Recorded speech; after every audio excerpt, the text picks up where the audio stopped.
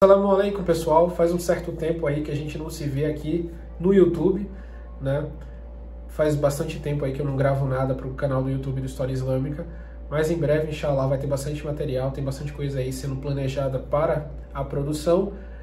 Porém, até lá, enquanto isso, eu queria fazer uma recomendação literária para vocês, que é este livro incrível aqui, chamado O Coração do Mundo, do Peter Frankopan. O subtítulo da tradução e da versão portuguesa dele, uma nova história universal a partir da Rota da Seda e o encontro do Oriente com o Ocidente, já dá um vislumbre do material que será abordado nesse livro. Ele é um livro até bem grossinho, tem algumas centenas de páginas, vocês vão gostar bastante. E ele basicamente aborda a história do mundo a partir de seus reais protagonistas, né, que são as civilizações orientais, e que passaram a maior parte do tempo protagonizando a história das partes mais habitadas e mais povoadas do mundo, e como essa história, né, e como essas civilizações vieram nos influenciar. Ele aborda bastante o mundo islâmico, porém ele começa a história lá atrás, na Babilônia, na Assíria, aí passa pelo Império Persa, Roma, China, os vários reinos que a China teve, Império Mongol, enfim. É muito bacana, o estilo narrativo é muito bom, souberam traduzir bem esse livro, a tradução dele, né, porque obviamente ele foi publicado pelo Peter Frankopan em inglês, a tradução portuguesa dele é ótima, vocês vão encontrar ele aqui pela editora Crítica, né, vocês podem comprar aí na estante virtual, na Amazon, vocês vão encontrar por um preço bem legal, e é um livro que vale muito a pena. A premissa do autor e a narrativa histórica que ele tenta apresentar é incrível, envolvente e dá, digamos assim, um choque de realidade em nós que estamos na esfera de influência da civilização ocidental, não só para um legado histórico, mas também para um protagonismo que começa a reemergir com a ascensão chinesa. É um livro muito interessante, muito bacana e que eu acho que todos os seguidores da página História Islâmica deveriam ler. Porém, enquanto você ainda não compra este livro, eu deixo com vocês o documentário The New Silk Road, que é muito legal e, obviamente, é um documentário, né, que resume o pensamento do Peter Frankopan e a ideia que ele traz e toda, enfim, sua narrativa histórica, que é muito incrível para vocês, de uma forma muito interativa, muito bacana, que vamos deixar aqui, né, a página História Islâmica está legendando para vocês em português, e você vai tendo, digamos assim, uma introdução ao que você vai encontrar quando comprar este incrível livro do Peter Frankopan. Então, pessoal, é isso. Fiquem agora com o documentário The New Silk Road, né, a nova Rota da Seda, e até o próximo vídeo. Assalamu alaikum.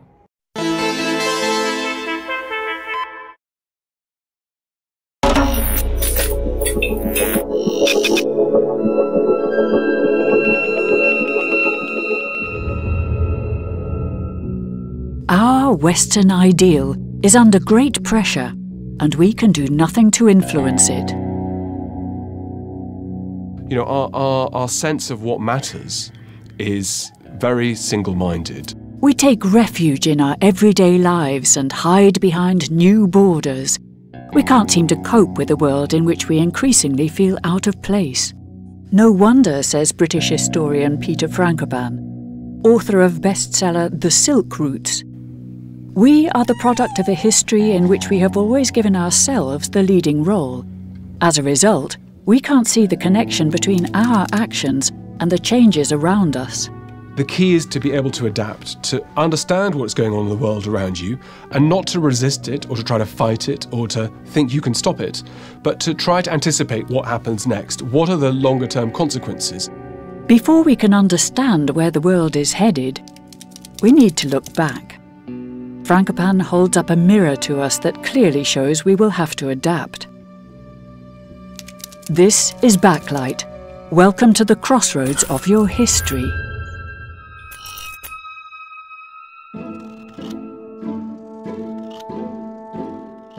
A new world order is being pushed together where, to an extent, it's not about excluding the West. The West, as it happens, is self-selecting out of it anyway.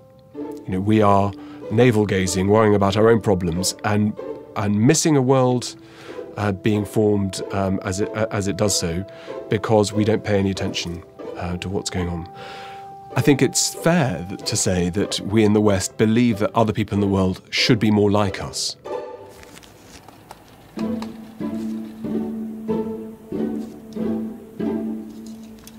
we are very careful to tell other governments that they should follow our lead in terms of how they behave and the kinds of freedoms they give their citizens. That kind of cultural arrogance is not a deliberate choice. It's partly to do with the fact that it just doesn't cross our mind that it might be important or useful or even interesting to try to understand other people better.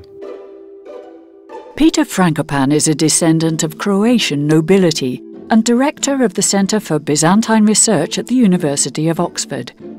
When he looks at history, he doesn't see a series of peaks, but long threads of development spanning the globe. Normally in history we look at small, narrow periods, small reigns, individual rulers, generals and so on and so forth. And it's quite rare, I think, to try and look at big picture history, and particularly spanning continents, spanning over such a long period of time that I cover. These are Frankopan's new silk routes. The route of slavery, the route of gold, the route of oil, the route of violence, and so on. Various events and developments spread across several continents and millennia are somehow interconnected and affecting one another. He argues that our ideas and behaviour are much more of the product of our ancestors' actions than we want to believe.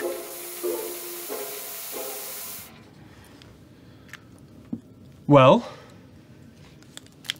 so here's the part of the world I learnt about at school, here.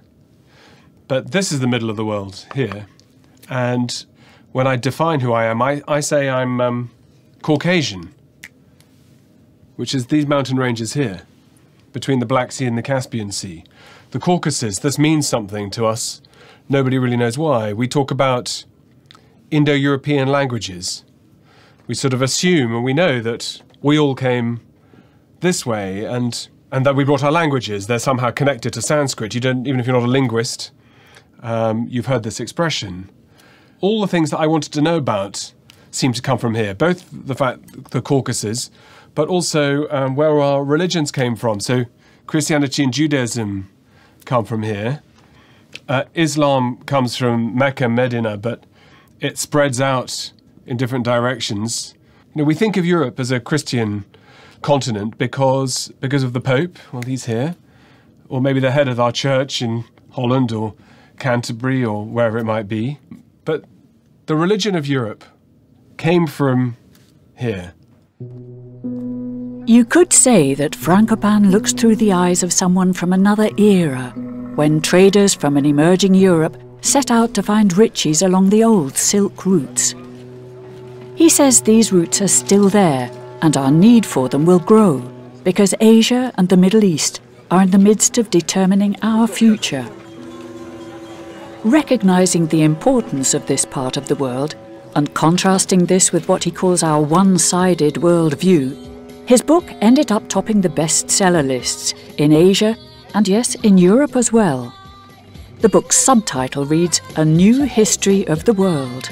We are absolutely convinced that we have a monopoly on goodness, and that we in Europe are the only ones capable of saving the world from darkness and from suffering. And increasingly, the parts of the world that I look at, the rising voice, I think, is one which says, well, the West has many Achilles' heels and should reevaluate its own contributions to global affairs and to interventions in these parts of the world, but also even in its own continent.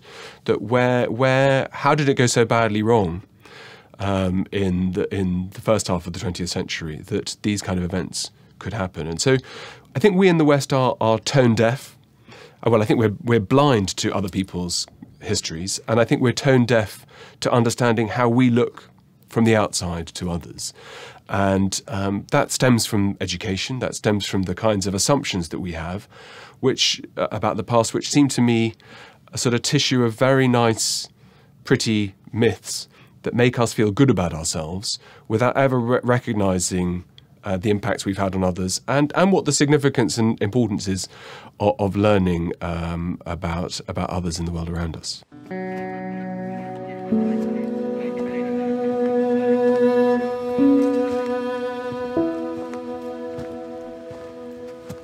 taak dat ik meeloop in deze patrouille is om de geneeskundige zorg af te dekken.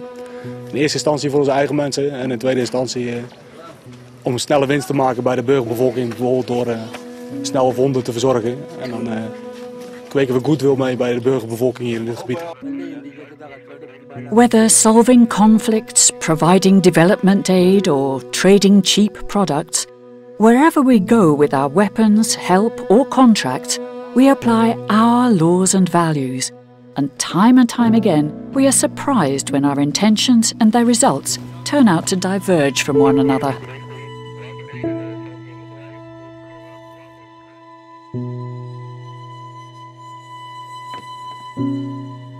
It's absurd to think about the world in European and Western terms. From the beginning of our story of history, Asia has been where all the centre has been. Doesn't take a great deal for us to join the dots together. So when you learn about ancient Greece, for example, the Greeks were really not preoccupied about people in Italy or France or Spain. The Greeks were obsessed about each other, Athens and Sparta, of course, but Greece's primary rival was Persia. That was the same profile with Rome as well, that having mopped up these tribal peoples in the forests of Europe, Rome's anchor and centre of gravity was all centred, and its prestige all centred on gaining traction on trade routes through the Red Sea and the Gulf, but then across land routes into Asia as well, because Europe is at the wrong end of these great global trade routes. Of course, we know the cradle of our civilization isn't in Europe, but in the Middle East. But according to Frankopan, we fail to see that this region, along with the rest of Asia, is making an unprecedented comeback.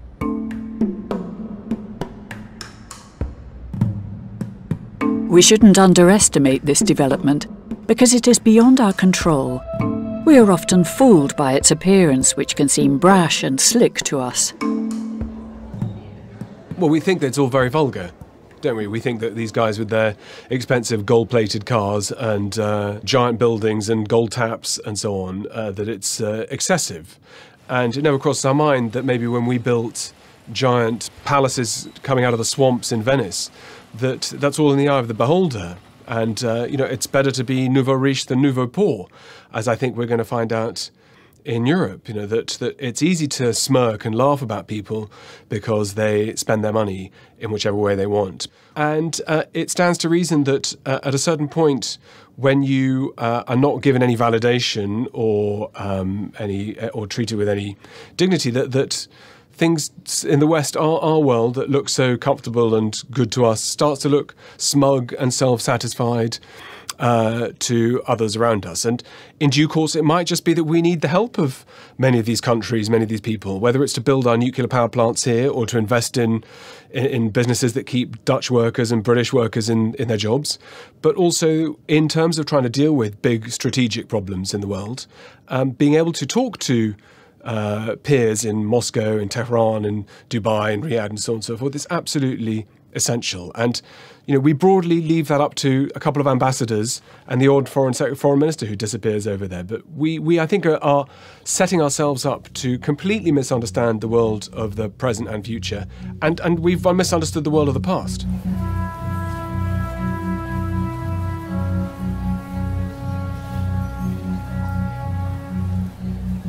Those who used to be poor are getting rich, very rich.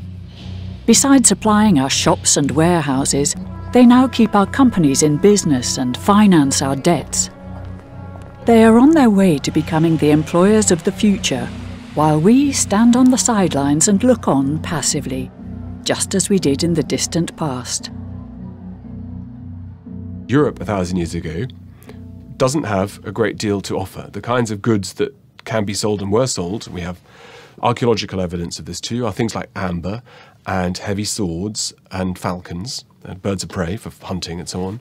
But Europe wasn't producing anything of mineral value or scholarly value. In fact, you have Arab geographers and writers 1,000 years ago saying, well, why was it that the Greeks, ancient Greeks, produced all these mathematicians who were able to understand the world and ask questions about physics, about astronomy, about medicine? Why is no one in Europe today interested or capable or competent And the best answer they come up with is to say, well, it must be because Europe became Christian, and Christians have no interest in exploration or in innovation. While the Muslim world took delight in innovation, progress and new ideas, much of Christian Europe withered in the gloom, crippled by a lack of resources and a dearth of curiosity. It's almost the precise opposite of the world as we see it today. The fundamentalists were not the Muslims, but the Christians. Those whose minds were open, curious and generous were based in the East, and certainly not in Europe. As one author put it, when it came to writing about non-Islamic lands, we did not enter them into our book because we see no use whatsoever in describing them. They were intellectual backwaters.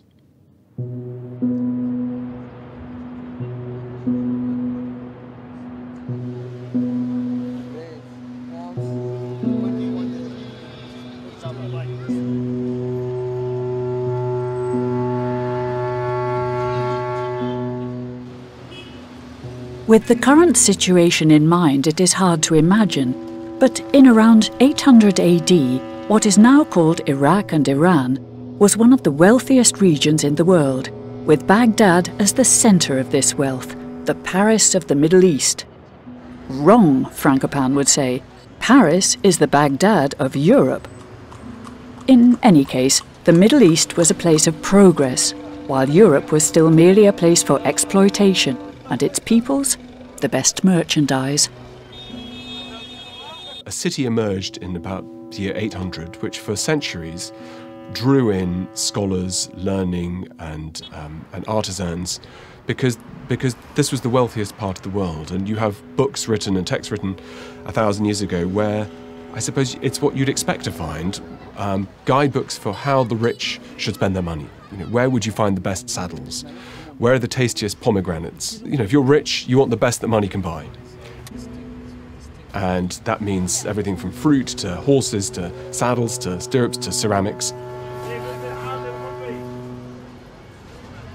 The one commodity we had in Europe in very large numbers that we could trade were women and children. There was no greater time of the slave trade than a millennium ago, where the demand for young men and women and children in a rich, vibrant Islamic world was huge. The demand was enormous. Cities like Dublin and Mainz and Utrecht, and above all Venice, began their lives as slave trading centres. Venice were repeatedly warned by the Pope to stop selling slaves to Muslims. These were the seeds for the double standard that would come to characterise our worldwide ventures, and whose tentacles would spread in all directions around the globe. Christian morality demands complete surrender in the name of God, and the world is split in two. But if there is money to be made, honestly or otherwise, God may not have a lot to do with it. The knights and their writers and their chroniclers talk about heroism, they talk about God, they talk about crusades. Those who are a bit more sober think about the money and the profits available. And the Venetians and the Genoese particularly start to build up very substantial trading positions with Muslim traders. It's doing one thing and promising that you're serving God, but on the other hand, money talks.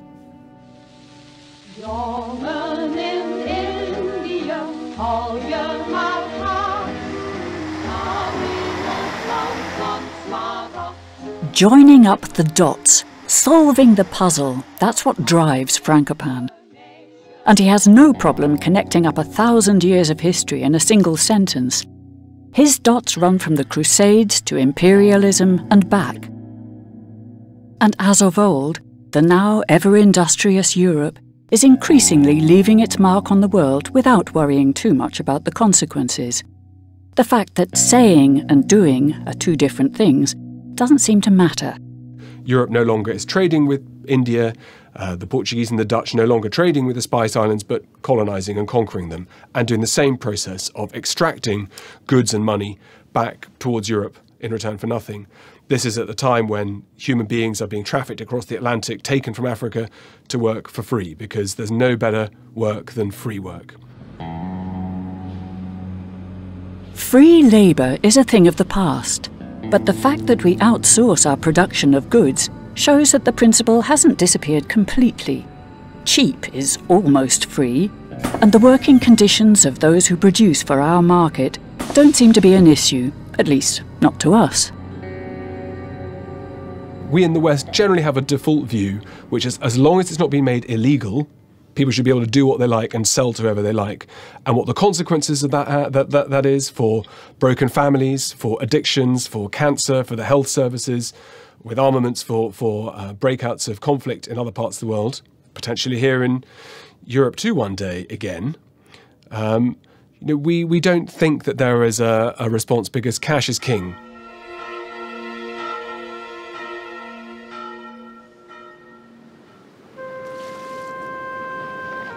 That same profile happened after Columbus crossed the Atlantic. Columbus crossed with his sails painted red to mark the cross of Christ, and Columbus, driven by the almost fanatical desire to recapture Jerusalem from Muslim hands, very quickly the process in the Americas goes to extracting silver and bullion from the native populations. And that money enriches Europe in a way that helps spark the Renaissance. When Columbus sailed across the Atlantic, that gave the first moment for two new continents to be connected into global exchange. And that brought the peoples living in the Americas into contact with Europe, Africa, and Asia. That geographically meant that Europe became a central continent. While the Americas were separate to Africa, Europe, and Asia for millennia before then, despite the very minor contact with the Viking world, that repositioning at the centre was fundamental. But second, the causes that allowed Europe to discover routes across the Atlantic, and almost at exactly the same time, routes around the southern tip of Africa to reach India, those technological advantages that Europe had been busy trying to create for itself really were the result of the fact that Europe couldn't compete in other ways and shapes and forms. And so its ability to cultivate and systematise force and violence were hugely important parts of Europeans' success and of Europeans' desire to constantly innovate. The gold and the silver particularly, but also the jewels of the Americas were brought back to Europe by the cartload. The gold was stored like wheat, one account says, and there was so much of it.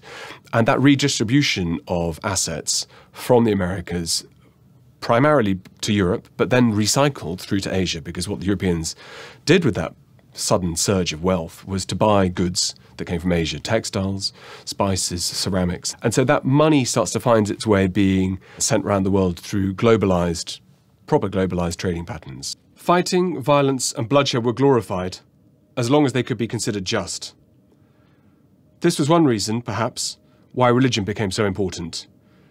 There could be no better justification of war than it being in defense of the Almighty. From the outset, the fusion of religion and expansion were closely bound together. Even the sails of Columbus's ships were marked by large crosses. It was all part of God's plan for the West to inherit the earth.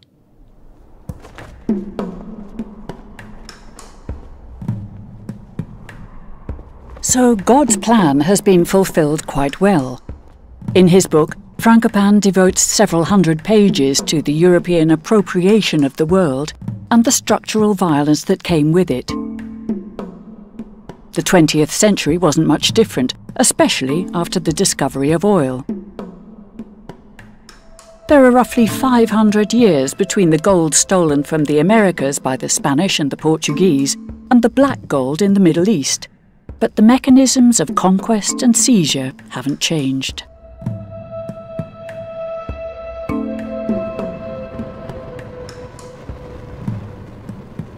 Amazing, and this is directly linked to the modern world. This is the birth origin of British petroleum. The oil find in Persia and then later on in Mesopotamia were on the scale of the discovery of routes across the Atlantic by Columbus. European industry was rapidly growing, and the need and the desire to make them more efficient in terms of what fuels were burnt, that demand was enormous. During the course of the First World War, the oil fields were described by the British government as a first-class war aim. So we think of the First World War as being to do with the trenches and the warfare in the Somme and the suffering on the Eastern Front. But even during the First World War, what happened in the centre of the world shaped decisions that were made that are playing out today. The creation of a state of Iraq, boundaries that are those of modern Syria, ultimately the creation of the state of Israel. All of these things were all connected to the need to protect those and secure those oil supplies, and likewise the arteries that brought them back to Europe. The borders in the Middle East were drawn according to our oil interests. Despite the existence of independent states in the region, the extent of Western appropriation is unrivaled. Oil was and is the new gold, and attracts the kind of people drawn to the prospect of quick success. The vultures of world commerce descend on Zaid's little kingdom. They're perfectly decent vultures, just bankers and businessmen doing their job. $100 million a year is a nice piece of export market to get your hands on, especially when the place so obviously needs your help. I've been here before. Well, there's been quite some improvement here in 4 years since I've been here. I fully expect to see some floor shows when I get on into town. With some striptease also? Well, no, that's a little too much. The modern world, our world, is taking over. I remember, for instance, not long ago, when there wasn't a single bank in Abu Dhabi. Now, these buildings are all banks.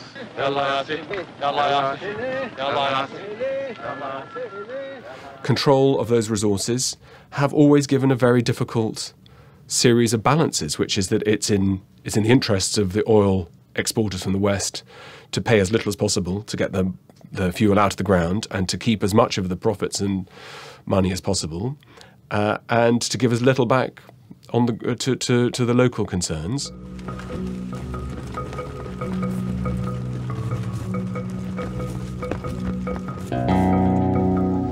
Like most people of the Middle East, Mustafa wants the benefits of mechanized civilization. Change is coming as the great natural resources of Iran are developed. The most important resource is oil. At Abadan is one of the world's largest refineries, built to serve customers of many nations. Developed by British interests, Iranian oil has been the subject of bitter dispute. The wrangling with Iran has made the country a prime example of the way the old allies from the West tried to exert their influence on the region. The old agreements, for instance the United Kingdom's 60-year monopoly on the exploitation of all Iranian oil, have sparked deep frustration and resistance. Almost as soon as oil starts to flow through pipelines and brought by tanker back to Europe, the local populations start screaming and shouting that their share of the profits of this black gold are not fair or correct. And it's not long before the population in Iran in particular starts to become extremely vocal about the fact that the West is taking all of the benefits and there is nothing to show for it domestically. When money is grudgingly returned back to local rulers and to the Shah, it's put into the hands of the few rather than to the hands of the many. And the more corrupt and the more venal, the more the richer that the wealthy become, the easier they are to deal with and the easier they are to buy from businesses abroad. And soon that oil money is being recycled. The money that's coming back to places like Iran is being used to buy weapons, eventually to buy nuclear technologies on a scale that is mind-blowing. And that process of always having a cycle where Europe sits at the centre, taking what it needs, and then giving back almost poison to make sure that the world becomes more destabilised, poses some very important questions about Europe's rise and about Europe's present and also about its future. The game is far from over. As the Cold War progresses, the creativity used to manipulate strategic partners in the Middle East rises to new heights. Weapons go on discount, and yes, even nuclear energy is sold over the counter. Anything to keep strategic friends happy. The United States would be more than willing. It would be proud to take up with others principally involved the development of plans whereby such peaceful use of atomic energy would be expedited.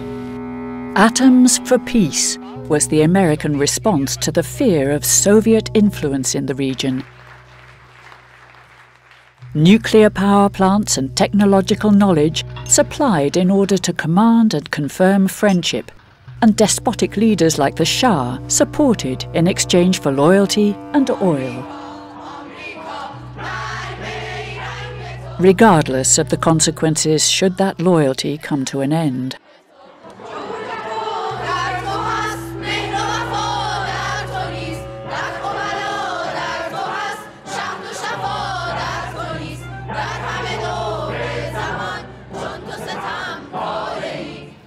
Iran was the sort of the pivot on which US policy was based, and therefore the goods and the products and the benefits were shown lavishly to the Shah. And of course that then changed when there was a change of regime, and suddenly the Iranians went from being trusted to have nuclear technology with being demonized for even daring to think about having nuclear technology, even though the programs were all built on US technology.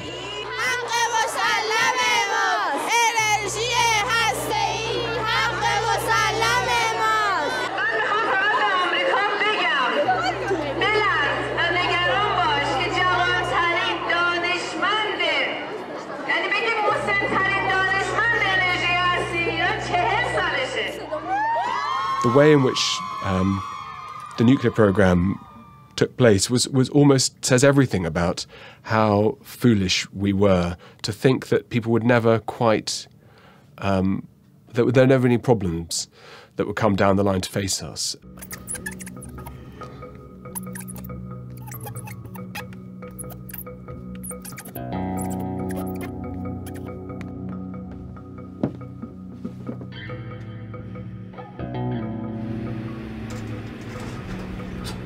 The Western business plan for the Middle East is boomerang-like, flying back in our faces. Some old allies now foster ambitions of creating their own nuclear weapon. And whether realistic or not, this provides a good argument when demanding a new foreign policy. The evolution of Saddam Hussein wanting a nuclear device was all driven directly by his experience in the 1980s, where he found out that the Americans had been selling weapons to his deadly enemies in Iran during the Iran-Iraq War, at a time when they were supposed to be supporting Iraq. The process of not understanding what the consequences will be, led to the fact that after the first Gulf War, when Saddam was left in power, the idea, which we get from his audio recordings underneath Saddam Hussein's palace in Baghdad, with found thousands of hours of audio tapes. He recorded everything, like all paranoid, schizophrenic dictators might be expected to do. And his conclusion is, if we have just one nuclear warhead, people in the West will think we're crazy enough to use it, and therefore will leave us alone. So there was an attempt. There was almost a cold logic in this idea to try to disengage with disastrous, self-serving double-dealing of the West.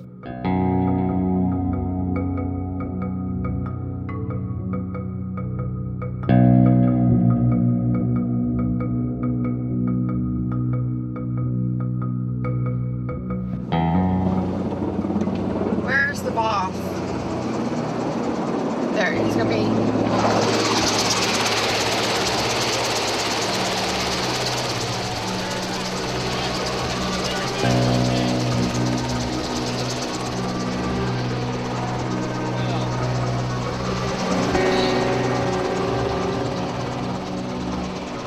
We are literally the legal government for Iraq. In effect, I'm the #2 official in the Coalition Provisional Authority, and that makes me, if you will, the Vice President of Iraq. We've arrived at the palace of Saddam Hussein. This area is called the Rotunda. I don't know if you can shoot the dome above us. It's pretty impressive. All the inscriptions on the walls up above and around us are all remnants from Saddam. Praising himself. This is formerly Saddam's office. I've heard about this room. I've never actually been in it before, but you can see it's got a lot of unopened bottles of wine and Johnny Walker Blue Label. There's looks like a case of Remy Martin. Well, they had quite a life for themselves while they ruled.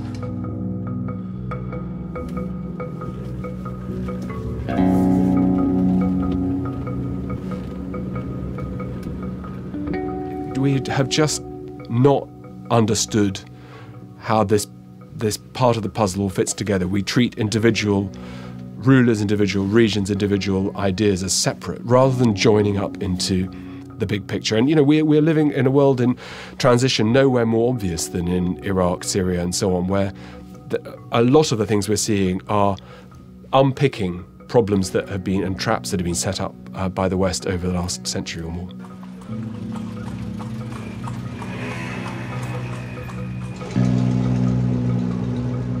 These are parts of the great story in which the West plays the leading role, but depending on your perspective, it has not always been the role of the hero. We can only conclude that the marks left on the world by our domination of it are deeper and wider than we would care to admit. That kind of venal behaviour where you stuff your own pockets does have consequences. It had consequences in the Americas and after the conquistadors, where people like Cortés told the Native American people that he had a disease that only could be cured with gold. It has consequences with the banking system, which brought the global economy to its knees. It brought the European and Western interventions in the Middle East. It's directly led to the rise of fundamentalist regimes and fundamentalist ideas. You know, actions have consequences. The problem about taking decisions that are unsustainable and too good to be true is that they turn out to come back and destroy and haunt.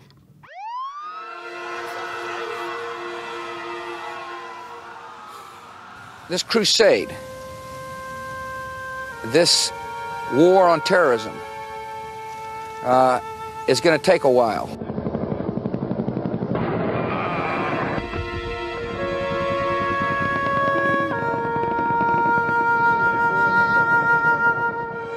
أقول أن المعركة هي ليست بين تنظيم القاعدة والصليبية العالمية.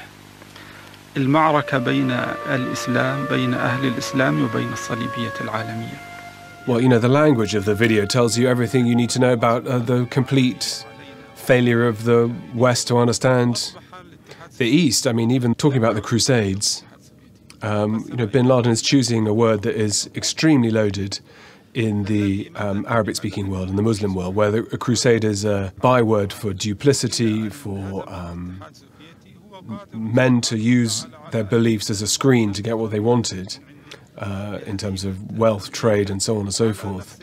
Whereas, of course, in the West, we think of the Crusades as a period of great glory, of men fighting, committing acts of violence for their belief in God. And even today, the crusade is a very positive word in our language.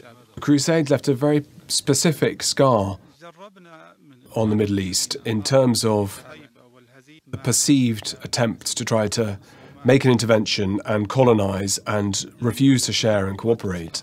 And so Bush's choice of words after 9/11 of saying that the US would act and lead effectively another crusade to get what it wanted and to bring justice and revenge for 9/11 was almost the single worst word that he could possibly have used. Not just to Western ears that think of the Crusades as a bygone age and it's a clumsy analogy, but it's a particularly provocative thing to say, a thoughtless thing to say, that just underlined the idea, I think, that the West not only places its own interests first, but also completely doesn't understand the world into which it's stepping into.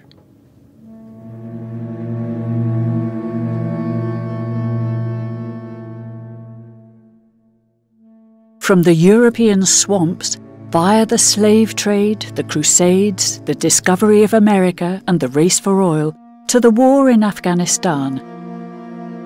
It's a head-spinning journey through time along the ancient Silk routes. But if we refuse to see the connections between all these events and everything in between, we can't determine where we stand, how the world sees us, and where we are headed.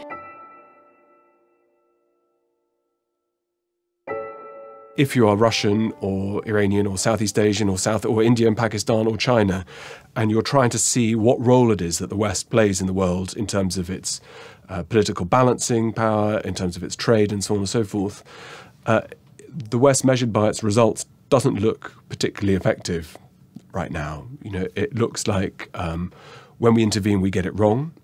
We're particularly bad at making new friends. We talk about ourselves putting ourselves first and having new trade deals and breaking down barriers.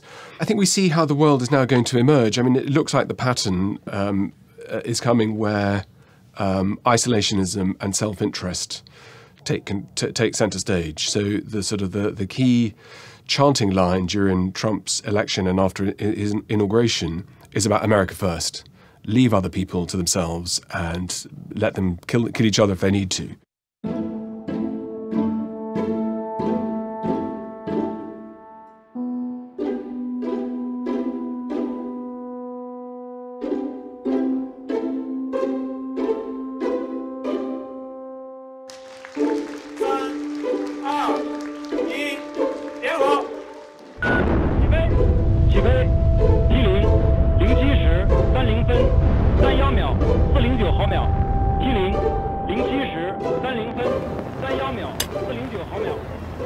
The increasing noise and voices I hear across Asia are that Asia is its own backyard and that the problems that will get dealt with need to be dealt with and looked at regionally. And that includes current discussions about Syria being held in Kazakhstan with delegates from Russia, from Iran, from China, but no one from the West. This is a world where the United States and Europe have made their bed and can lie in it, and in any event, what purpose is there trying to involve them in solving problems that are regional and perceived to be local? So these new blocks that are knitting together are ones that are finding ways of trying to collaborate and to talk to each other and to find ways of solving problems mutually. The transfer of wealth from the West towards the East over the last 3 decades has been monumental in scale. The size of GDP distribution across the rest of the world, away from Europe and from the States, has been vast, to the point that Trump is right that China has grown at the expense of American mill workers and fabric workers. Pipelines that have been built, train lines being built, the digital revolution is having an enormous impact on parts of the world where 60% of the population live.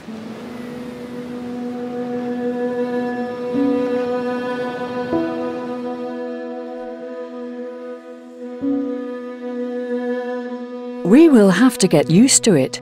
We are less and less needed, whether we like it or not. The choice is ours, stay in the game or not. But entrenching ourselves, says Frankopan, will get us nowhere. The good news, I suppose, is that golden ages never end in an explosion. There's never a sort of dramatic collapse. Europe will sag slowly and, gently to its knees, and there's no shame in that. It's a bit like, I suppose, a once wealthy family that had a beautiful castle or palace, and life has become tougher. They used to have 50 butlers and servants when you'd have dinner there, and then, you notice that there are fewer people serving you and opening the door when you arrive, and now the lady of the house does the cooking as well, and, then you can see the plaster coming off the walls a little bit, and, but it still speaks about the past, and it's a beautiful property. And I think that's what Europe is like, that we are we have much to be proud of, the cultural achievements, the scientific achievements and so on of the recent centuries, that we have a very proud past as well. It's not important not just to focus on the highly negative interventions in other parts of the world, but the fundamentals are that we will have less and less money. We have already a widening redistribution of the rich and the poor, which looks to me much more like the medieval world that Europe once was, where you have barons. Today it's hedge fund managers. 1,000 years ago, it was lords in their castles. Today, it's hedge fund managers with their underground cellars with their fleet of Lamborghinis and Ferraris, and life becoming tougher and tougher.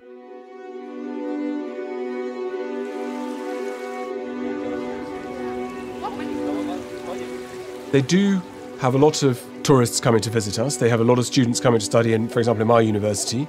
And the wave is almost only in one direction. We don't send many students at all to study in India or in China or in Russia. The children of the elite and of the middle classes from all these countries, they do know how to have cucumber sandwiches and what we listen to and what's the best way to have fun in the Fondle Park at the weekend. They do know that because they travel.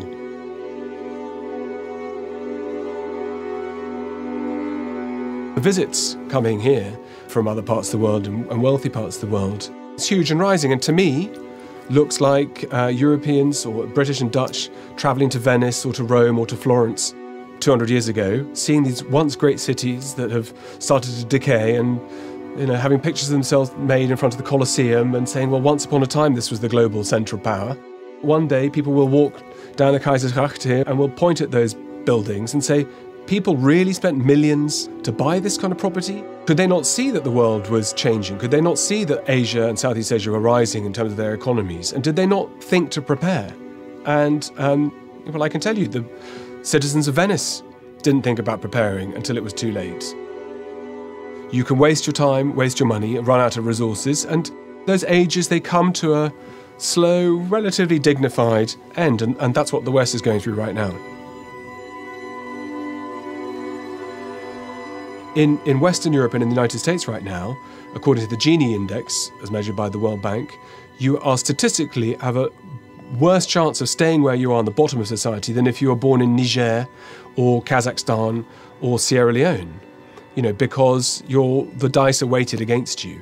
And those are classic signs of societies that are entering into a phase of decay. That's what happened in Rome in the 4th century when the Huns started to attack. The criticisms were all that the sons of the wealthy spent all their times at the bathtub talking about, well, they didn't talk about models and film stars, but talking about who they were having liaisons with and about which are the most fanciable women in Rome, rather than getting stuck into the administration of what was at the empire. At the hour of need, people put their own self-interests first. And that was the same story in the Crusades when Jerusalem fell. There was a half-hearted attempt to recover it by the Christians, but it fell with a whimper. Constantinople, likewise, when it was attacked, no one lifted a finger, because in the grand scheme of things, better to butter your own bread than think about the wider community. It's all about how do you adapt for the world around you. There's a fantastic quote by one of my favourite quotes in my book is in the opening, written by a king of Zhao in northwestern China in 300 or so BC. And he says, the ways of yesterday are not enough to understand the world of today. The key is to be able to adapt, to understand what's going on in the world around you, and not to resist it or to try to fight it or to think you can stop it, but to try to anticipate what happens next. What are the longer-term consequences? In the same way that what would you do if you were in Venice when news came through that Vasco da Gama had found a way to India? One man took to the roof of the palace and shouted down that, we're doomed in Venice. And he was broadly right. It took a century for the doom and the decay to kick in. But what should you do? And that's the crossroads that we're at now. Thank you for watching. For more on this subject, take a look at the playlist. You can also watch this recommended video. Don't forget to subscribe to our channel and we'll keep you updated on our documentaries.